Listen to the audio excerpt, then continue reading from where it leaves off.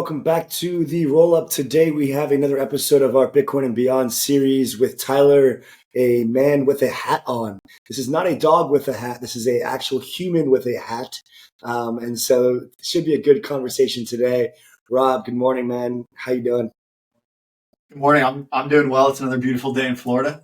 I'm stoked to talk about some of the creations in Bitcoin world that are a little bit more expressive, complex, fun, if you will, than just normal Bitcoin transactions. Tyler, welcome to the show, man. Yeah, GM guys, thanks for having me on. GM, do you guys have a saying in Taproot Wizard land or Quantum Cat land, like QM or is it just GM? We say G meow in Quantum Cat land. Yeah. Nice. Are those hats exclusive, or are we able to find one maybe perusing the on-chain forest or something? Yeah. You can peruse Amazon and find a myriad of hats to choose from, or Etsy if you're feeling extra adventurous. It's kind of similar to our Wizards collection, which you're welcome to go. There's a secret. You go and right click, and then you hit the save button, and then you upload it to Twitter, and now you have a wizard. A lot of people don't know that, so there's a little alpha for you. And what's the origin story of these hats? How did you come to acquire such a hat? Did you right click save, or did you go through a little bit more of a adventurous journey to get that one? I went through a somewhat adventurous journey to get this one. I think I actually bought this. I have an entire outfit. I should have just worn the whole outfit. But I bought the whole outfit. I think we had a very small wizard gathering at the Stanford Blockchain Conference, actually, last August. And so Udi, Eric, and I showed up in our full wizard attire for that.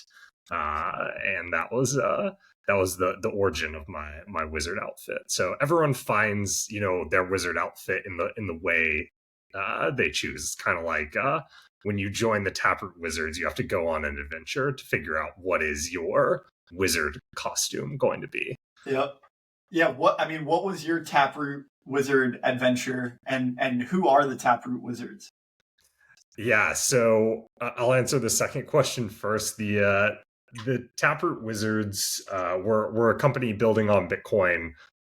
If you go to our website, you'll see our mission is to make Bitcoin magical again. And that's really baked into the ethos of the company. I like to say that we at the Taproot Wizards try and live on the edge of both Bitcoin culture and technology. And so I think that's a really fun and unique position to be in, where we're deeply ingrained in this kind of Bitcoin season 2 culture, pushing that forward. But we are also deeply technical, which I think some people did not know and some people still do not know. Reindel, our CTO, is, I think, one of the best Bitcoin devs in the world. And we've started assembling a team of really amazing developers there as well. So along with pushing things, kind of pushing the culture forward with collections like Taproot Wizards and Quantum Cats, we're also cranking hard in the background. We released a children's book recently called CatVM that kind of explains an optimistic withdrawal mechanism that you can encumber Bitcoin to arbitrary computation in. So we kind of like to spend our time pushing both those directions forward. I got it up on the screen now. And this we won't go through the whole story, but this storybook with some really, really cool illustrations and some Easter eggs and hidden things in there. It tells the story of a young Reginald speaking to the great Satoshi in the sky, and it really tells the story of CatVM, which maybe you could kind of like give us a synopsis, and we'll kind of like leave CatVM and the storybook to people that want to read it after the show. But tell us, what is CatVM, and generally, like, what is going on when young Reginald kind of like takes his journey through on-chain land and the Isle of Chain? Yeah. I'll give you the secret. It's pronounced Rindell or Rindal. Actually, no one knows how it's pronounced, but those are the two most common pronunciations. But yeah, CatVM is essentially the story of Bitcoin's scaling past, present, and future. So what it tells the story of with kind of young Rindell as the main character is how we've attempted to scale Bitcoin both, in a throughput manner, but also in a functionality manner over the course of its history. So if you read the book, which I highly encourage you to, you'll see he goes through the multi-sig Madlands, where the bridge is very tumultuous and unsafe.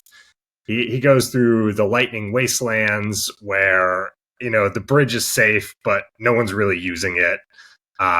He walks by the BitVM bridge, which looks kind of like a Rube Goldberg machine that hasn't been built yet, but people are very excited about. And then finally kind of goes through a process of learning about OPCAT and comes to this conclusion that with just OPCAT, we can actually build this thing called CatVM, which will help us build safe bridges to off-chain and also enable all of that functionality that people are looking for in Bitcoin, that we kind of saw the explosion of with ordinals and runes. Those are the MVPs, and I think with CatVM, we'll be able to actually build a safe and secure, extension. I'm trying to avoid the word layer 2 on top of Bitcoin that allows people to finally use Bitcoin in the way they like to. Okay, so in your view, CatVM is like the next logical step in kind of creating these optimistically verified bridge architectures, or just kind of at the very least bringing the scalability properties that are required from like a trust minimized perspective to Bitcoin scaling, and to kind of extending the I guess like programmability of Bitcoin. Exactly. So I think in our current state, you have two options. You can either have a safe bridge to something like Lightning, where all you can do is send transactions back and forth. And my personal opinion is that we just haven't seen consumer demand for Lightning. It's been around for 8 years. People are not using Bitcoin for payments. If you go to Argentina, they're using Tron. They're not using Lightning. And Lightning has just a lot of user experience problems. But I will say, like Lightning, relatively safe.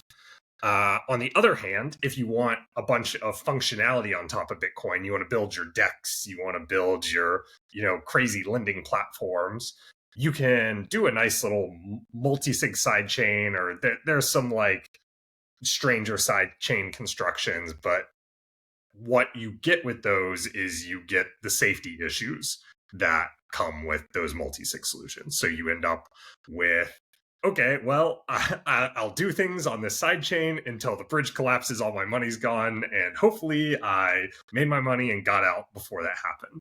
But, so far we've just seen that multi-sigs are not secure in the long run. They get hacked. And so anyone with a large amount of money, I think, doesn't want to be bridging that through just a regular old multi-sig bridge.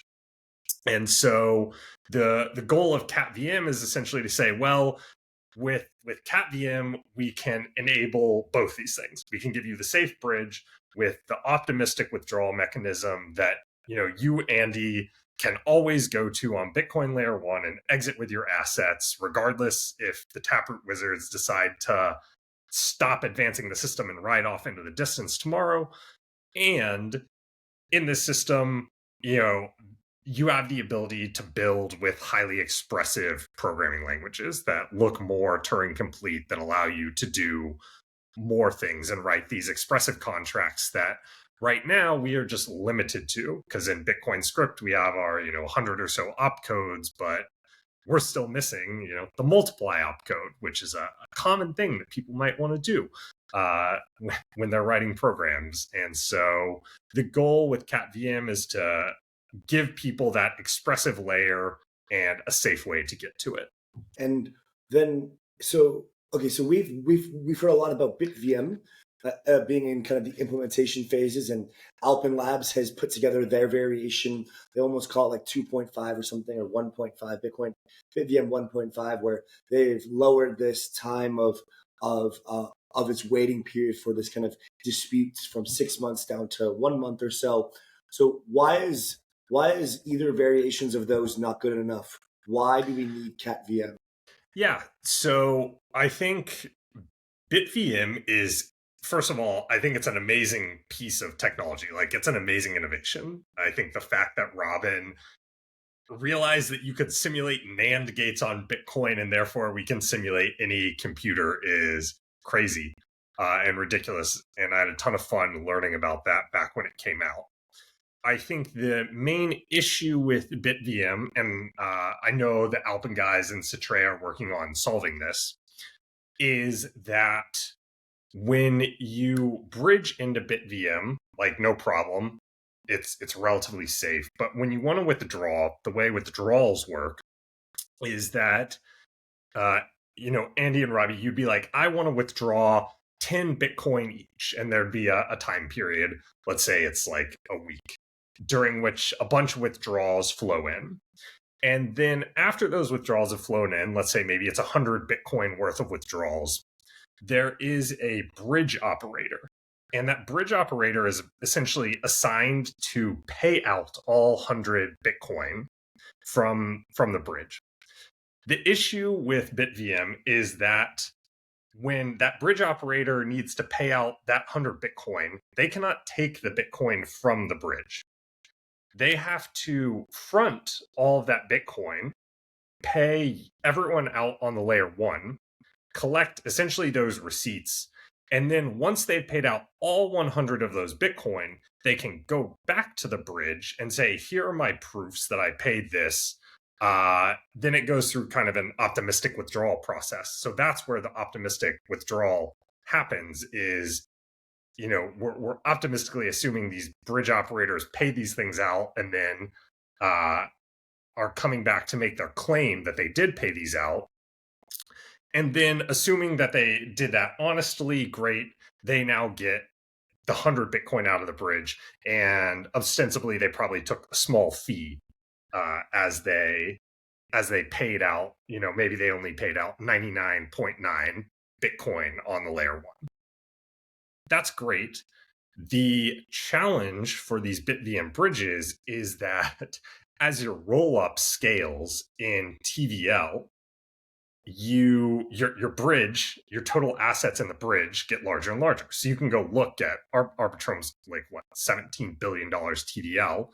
At one point in time in the not so distant past, Arbitrum had a $1 billion outflow within 1 week from their bridge. That is now a difficult capital formation question. And so the way BitVM, as kind of specified, and BitVM is kind of underspecified, everyone's kind of open to implement BitVM as they want, you might have just a single bridge operator who's responsible for sourcing $1 billion of capital to pay out everyone on the L1. And if they fail to pay out even like a single dollar of that, because it's all stored in this Merkle tree, they cannot go back and claim their $1 billion from the BitVM bridge. And so as your rollup scales, you have this issue where it basically becomes more expensive to operate this bridge, because you're going to need to have credit out to be able to pull in this capital should outflows flow in. So if you wanted to say, like, how do you make this bridge 100% live, I guess is the right word, not necessarily safe, but 100% live, it would be the bridge operators need to be capitalized 1-to-1 with the TVL that's locked into the bridge. And so I think, in my opinion, that is just like, that's an economic nightmare of a problem. We aspire to build amazing layers on top of Bitcoin, as many teams do. And I think if you do that, you want more funds going into your bridge. And with BitVM, it just creates this challenging problem. So I know the Alpin Labs team are working on ways to kind of mitigate that risk, and I'm excited to see. I'm excited to see kind of the work they do on that front. But that was the piece Reindel and I put out, I think, at the start of April of this year, when we kind of realized, oh, BitVM is really cool. I think it's like a cool piece of technology, but in terms of being economically viable, I'm skeptical as of now, and I hope to be proven wrong. But barring being proven wrong, that's why we kind of came up with CatVM, and CatVM gets rid of this issue. Like, the bridge operator can pay you out from the bridge. There's no more of this economically they need to front the capital. So I think CatVM is basically the better bridge that you can build with OPCAT. BitVM, I think, is probably the best you can do without OPCAT. We at the Taproot Wizards just think like that's still not good enough. Like, we need OPCAT so that we can do better. And I expect if OPCAT comes in, you'll see the Alpin Labs, the Citrayas of the world, they'll integrate Cat into BitVM, or they'll, make their own variation of CatVM. No one's like, I can't improve upon this with OPCAT, but BitVM is the best you can do now. I think CatVM is what we should be doing, and that's why we're pushing so hard for an OPCAT soft fork. Awesome. So BitVM is pretty much the best bridge that we can build, but it still has issues because there's this bridge operator that has to front all the capital. And then if there is an issue and there's a dispute, there's this optimistic settlement process, and it leads to this dispute game that can take a really long time. And so while it's really good with the current setup, it's still not perfect. And that's where you guys have tried to introduce OPCAT to solve some of those problems and unlock CatVM and make a more perfect bridge. Maybe that has its own issues that we can talk about a little later. Before we kind of like dive into that, could you just give like a rather succinct, like high level approach of OPCAT? Because we've talked a lot about CatVM, but a really important piece of CatVM is OPCAT. So could you just kind of expand upon like what OPCAT is and why it's able to unlock this better version of BitVM that we call CatVM? Yeah, absolutely. So OPCAT is an opcode that was originally in Bitcoin. So the way Bitcoin works is it's basically like a calculator. It's a calculator. You have various buttons, and you can do anything you can do with those combinations of buttons. As an analogy, I like to say Ethereum is more like an iPhone. You can just like kind of go on there and do anything you want. Bitcoin is more like your TI-83 from high school. You can add, you can subtract, you can type in some numbers. You can't multiply, but you can do a lot of things like that. So OPCAT is a very simple opcode. It stands for concatenate. So concatenation is literally just taking two strings and putting them together. So if I had a string that said Robbie and one that said Andy, and I concatenated them, it would say Robbie Andy. That's it. Like, that is literally all it does. It is 8 lines of code, and Satoshi disabled it in 2010 with I think like 11 other opcodes, and no one knows really why. He just pushed this change, and on GitHub, you can go look it up. It's called miscellaneous changes. And he just goes through and disables. He disables OPCAT. He disables multiply. He disables like modulo, bitwise operations, tons of things. And so very simply, like, that's what OPCAT does. It literally takes two elements and smushes them together. That being said, what OPCAT lets you do are some quite powerful things. So OPCAT lets you create covenants on Bitcoin. And covenants are these special scripts that restrict the future flow of Bitcoin. So today, if I send you, Robbie, some Bitcoin, I can't put many restrictions on that. The only things I can do, there's something called a time lock. So I can say, you can't send this Bitcoin for X number of blocks. I can put something called a hash lock on there that says, you can't spend this Bitcoin unless you basically give me a secret password or show a secret password that I had to tell you. And that's like kind of it. But what I couldn't do, I couldn't say, hey, Robbie, I'm going to send you some Bitcoin, but you can only send it to Andy or Udi. And here are their addresses.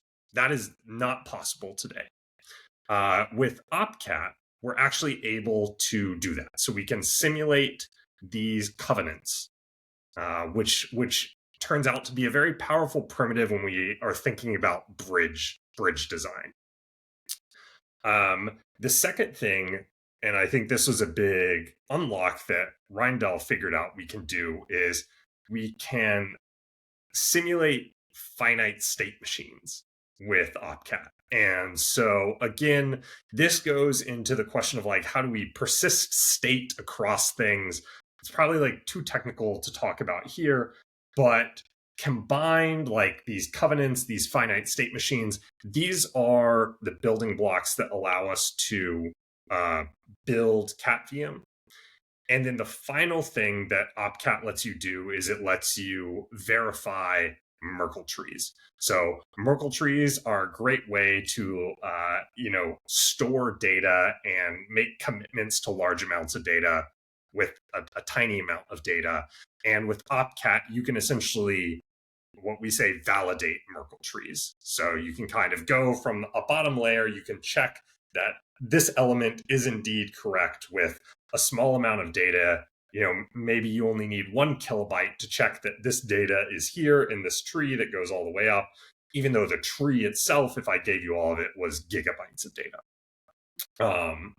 So these are the 3 primitives that we get out of OPCAT. I think a myth I'd like to dispel is that OPCAT is this all-powerful opcode that if we enable, you can do anything you want on Bitcoin. Like, this is not true.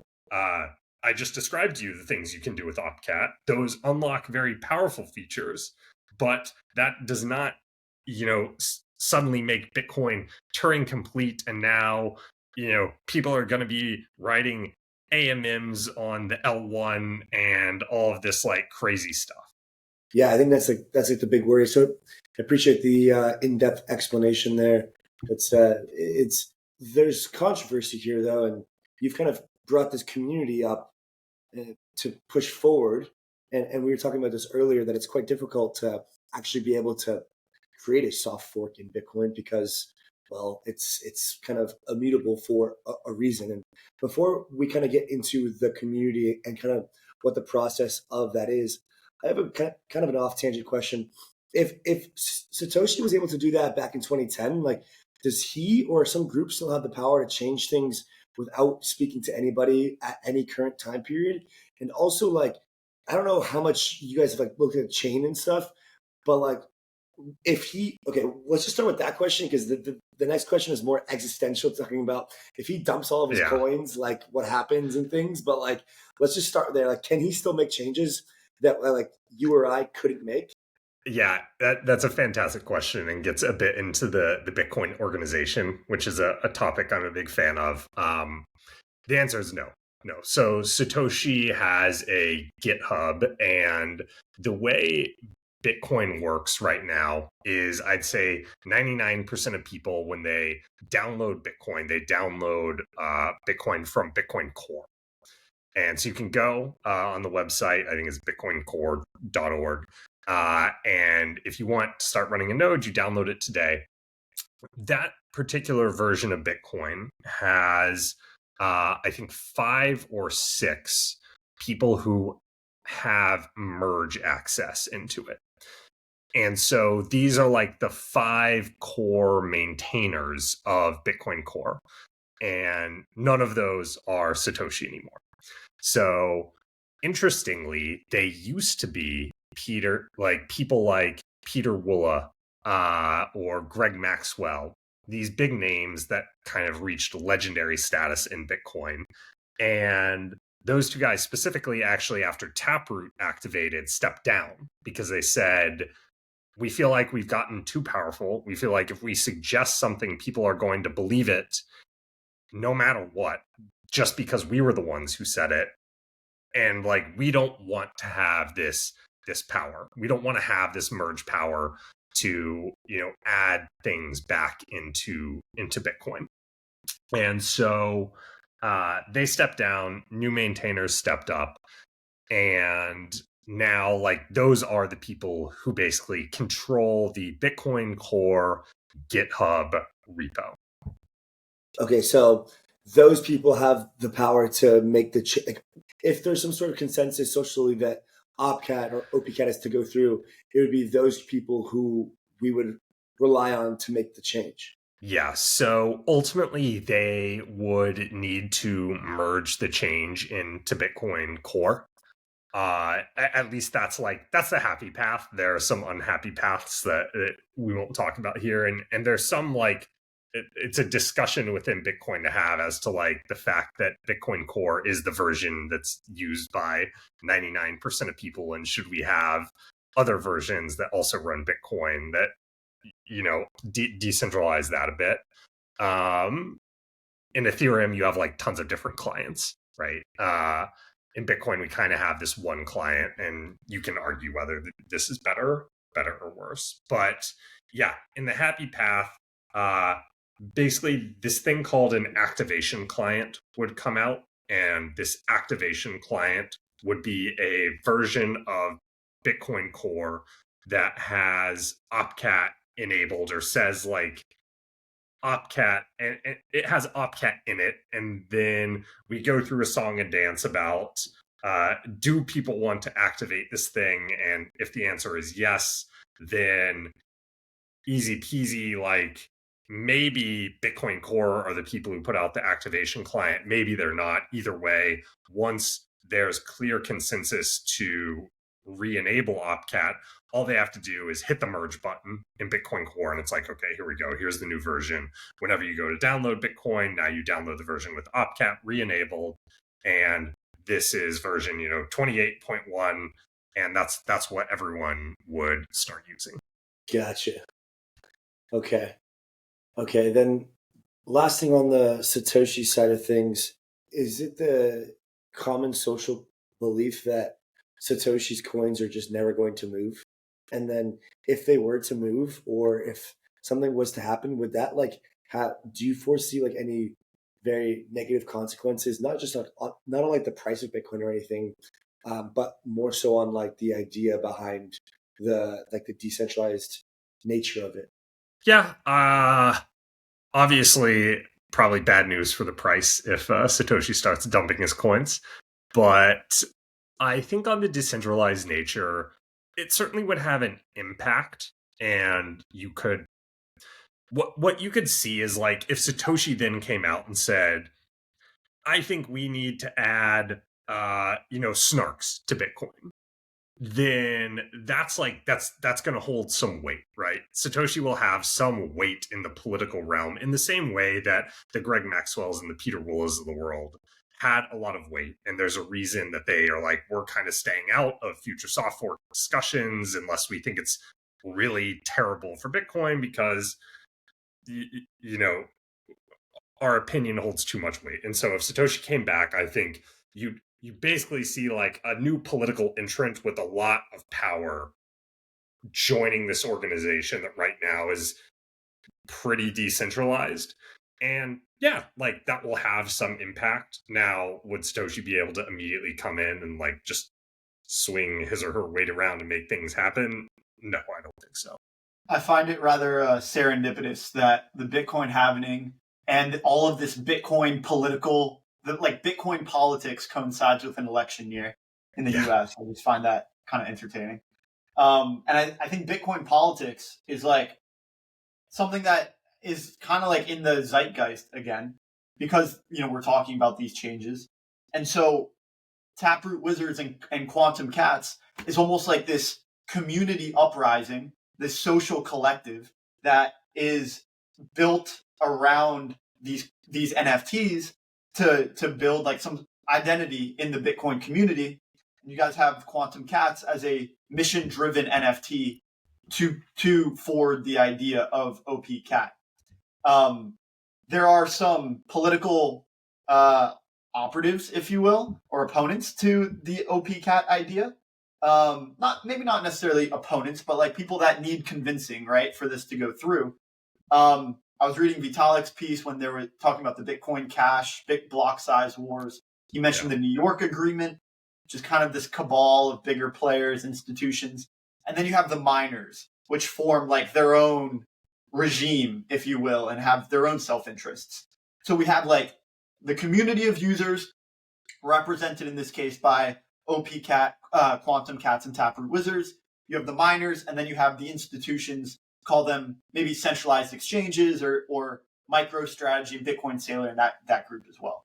And so, how do you view, just kind of like maybe put your political hat on, which you already have, you have the hat on. Like, how do you see this political landscape before us now?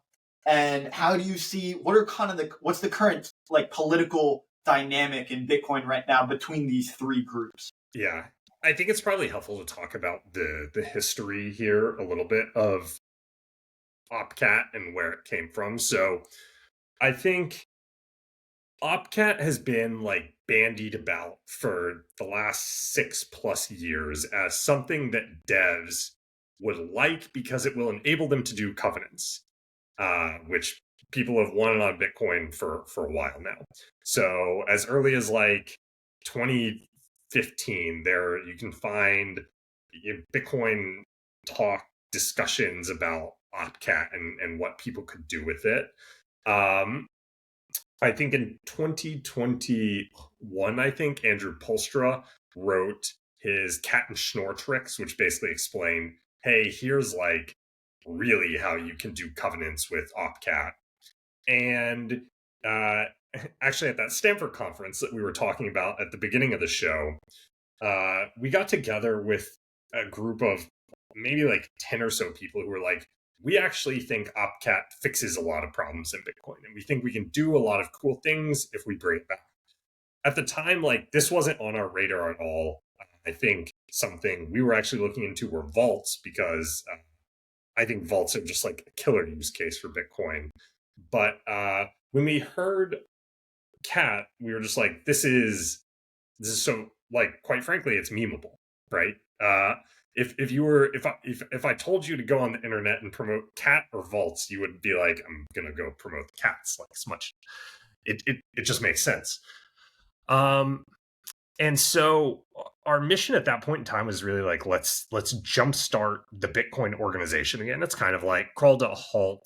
As you said, there's these various factions or political parties, and it's kind of like at a stalemate. Like, nothing is moving. So let's see if we can push things forward. So we realized that if we can push Cat forward, it actually does enable, covenants, these things that we want to see on Bitcoin. So we're like, great, like, this is the thing we need to do. And that's what inspired the Quantum Cats collection. So the Quantum Cats collection was basically an opportunity to say, hey, we want to educate the community at large about OPCAT and what it enables. People can decide afterwards if they like it or not. If everyone was like, fuck OPCAT, this is stupid, or it's going to kill Bitcoin, we'd have been like, okay, like, that was a fun experiment, on to the next thing. I think we at the Taproot Wizards were surprised by what a groundswell movement it created. But as we released the collection, as we started educating the ordinals community about what OPCAT would enable, and then really, like, they took it and ran with it.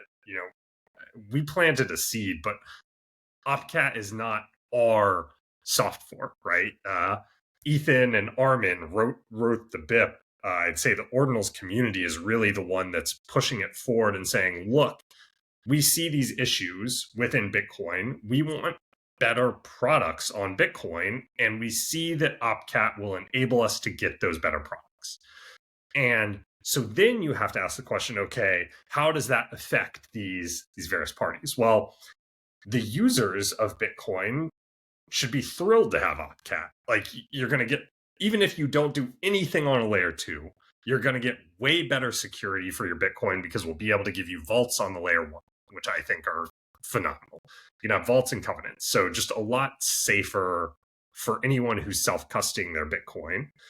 For anyone who wants to go up to, layer 2, who's like, I love ordinals, I love runes, I want more functionality, great, we're going to be able to finally build you those safe bridges and those expressive layer 2s that you want to play around with.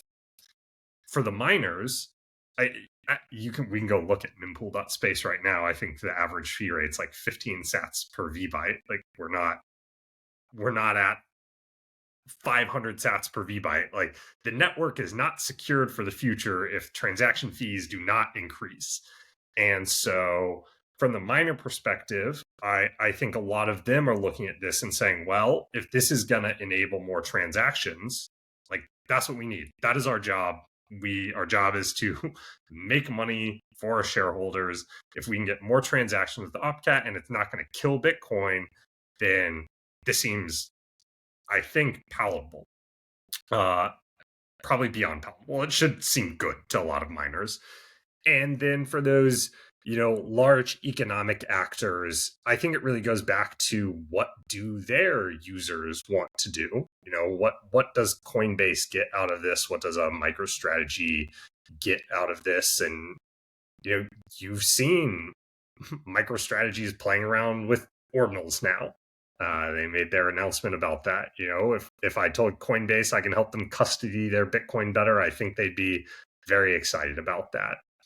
And so the thing I really like about OPCAT is it gives everyone something. And it's a very unopinionated soft fork because it's just adding this very simple primitive backend of concatenating 2 elements together. Whereas if I came to you and said, I want to add vaults, people would be like, well, we have to go through this whole song and dance to get vaults. Who really wants vaults? Like, Tyler really wants vaults, but probably doesn't care about vaults. And with Cat, I think what makes it so special is that it's this jack of all trades, master of none. But in the current political environment, I think that's the type of thing that we need. So you truly think it basically appeals to all factions in every way possible? I think so. I think if you actually put in the time and look past, maybe you're a laser eye maxi and you're like, I hate ordinals with a passion. Like, this will help make Bitcoin better money. Yeah. I like truly believe that. And so if that's all you want Bitcoin to be, great. Like, I'm going to help you make Bitcoin better money. But then wouldn't this just lead to more desire for upgrades and more people being accepting of more upgrades, which could be problematic in the future, in the sense where it's like, okay, if we're willing to do this, how does this not become a slippery slope of upgrades, which are more questionable, leading to more divisive behavior within the broader Bitcoin community? How do we keep this as, like, maybe it's not just a one-time thing, but it's something that remains socially acceptable and in broad consensus for the community, and not leading to more and more conversations about other upgrades, which again just cause more divisions? Yeah, I guess I would say I don't think this causes any divisions, so I don't think there's an issue here. I'd also challenge that more upgrades is not it's not a good or bad thing. I think you can say, okay, if it's super easy to change Bitcoin, that may be an issue. More upgrades on Bitcoin is not necessarily a bad thing. So I was at Bitcoin Plus Plus in Austin a couple months ago, and Rusty Russell, a longtime Bitcoin developer, proposed this thing called the Great Script Restoration Project, which would actually restore all of those opcodes that Satoshi disabled back when he was threw out Cat. That would probably be a string of soft forks. I actually think if I were the grand poobah of Bitcoin, I'd probably like spend a year making sure everything was fine and hit the like let's go button tomorrow. I think something Bitcoiners I think a risk that Bitcoiners are bad at pricing is the risk of not changing. And that we like to say, oh, it's perfect the way it is. You get this religious fervor that like Satoshi handed down a perfect piece of software, but like that's not true, right? We've had many soft forks to get to the point where we are today. And so claiming that Bitcoin was perfect the way it is or shouldn't change, I think that's a very draconian way to look at Bitcoin as a system. And if you think it's perfect the way it is today, great. I have great news for you. When we changed Bitcoin, we soft forked it. So you can use Bitcoin in the exact same way you use it today, and other people can use it the way they want to, but keep doing what you're doing and go on with it. But I do think there's a real risk of letting this ossification narrative seep in that Bitcoin is perfect. We shouldn't question, the intention of Satoshi. It's amazing the way it is, and if we change it, then only catastrophic failure waits on the other side, right? That is not the true counterfactual here. Gotcha. Cool. I think that was pretty well scripted. I was kind of trying to tee you up there and poke a hole in the OPCAT theory, but I think it's a pretty good stopping point. I have one last thing and just kind of closing thoughts from your end. What do you expect the timeline to be for OPCAT if you had to take a guess or a prediction? And then, any other closing thoughts from your end? Yeah, I think we'll see OPCAT this year. That's it.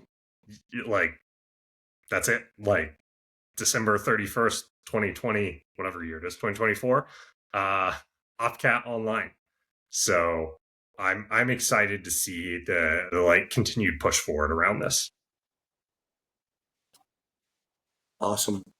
Well, it's been a pleasure, Rob. I'm not sure what you have up on the screen, but I think is this the roadmap to OPCAT? I think so. Tyler could probably explain this a little bit better, but it looks like this is the roadmap of BitVM, which is the song and dance that Tyler was describing about processing a Bitcoin soft fork. And so we've cleared these green milestones, and then we are over here on the white milestones. So yeah, Tyler, you mentioned that you anticipate seeing Bitcoin with OPCAT this year. Yep. Okay. Very exciting times ahead. We've got a few more steps in this process, but it sounds like things are moving quite swiftly, which is great to hear.